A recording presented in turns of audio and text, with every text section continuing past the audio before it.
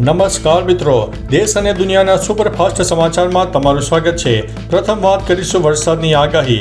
31 જુલાઈ પહેલા ધબધબાટી બોલાવશે વરસાદ। હવે જે સિસ્ટમ સક્રિય થશે તે આગામી 24 થી 48 કલાક કામ કરશે અને ત્યારબાદ તારીખ 26, 27, 28 ઉત્તર ગુજરાત, સૌરાષ્ટ્ર, કચ્છ, મધ્ય ગુજરાતના અનેક ભાગોમાં ભારેથી અતિભારે વરસાદ આપશે। એટલે કે અત્યારની જે સિસ્ટમ સક્રિય છે તેના સિવાય બીજી એક સિસ્ટમ તારીખ 27 તારીખના રોજ સક્રિય થઈ જશે।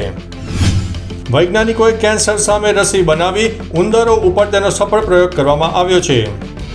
ગુજરાતમાં મેઘમહેર, 98 તાલુકામાં વરસાદ, માંગરોળમાં 3.5 ઇંચ વરસાદ ખાબકી ગયો છે।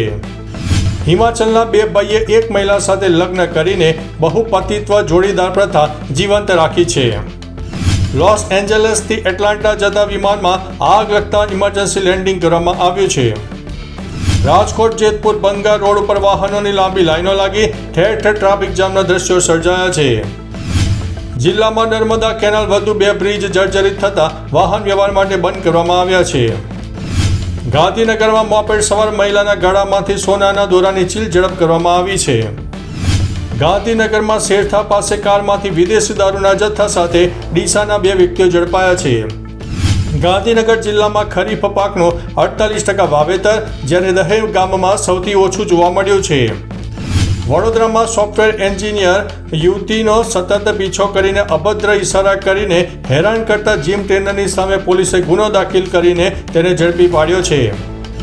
વડોદરામાં કેનેડાની કોલેજમાં ફી ભરવાના બહાને અટલાદરામાં ફોરેક્સ પેમેન્ટની ઓફિસ ચલાવતા બેજાબાજે 24 લાખની છેતરપિંડી કરી હોવાની ફરિયાદ છાણી પોલીસ સ્ટેશનમાં નોંધવામાં આવી છે। નડિયાદના વિધર્મી ખેતર માલિકનો યુવતી ઉપર બળાત્કાર સામે આવ્યો છે। મુસ્લિમ ધર્મ પાળવા માટે યુવતીને દબાણ પણ કરતો હતો। વાસદ ચા પીવા ગયા અને પોલીસે તેને પકડી ગઈ। જમ્મુ અને કાશ્મીરના કિશ્તવાડમાં એન્કાઉન્ટરની ઘટના બની છે। ભારતીય સેનાએ આતંકવાદીઓને ઘેરી લીધા છે। તો ચાલો મિત્રો, ફરીથી દેશ અને દુનિયાના સુપરફાસ્ટ સમાચાર લઈને મળતા રહીશું। ત્યાં સુધી અમને રજા આપશો। નમસ્તે।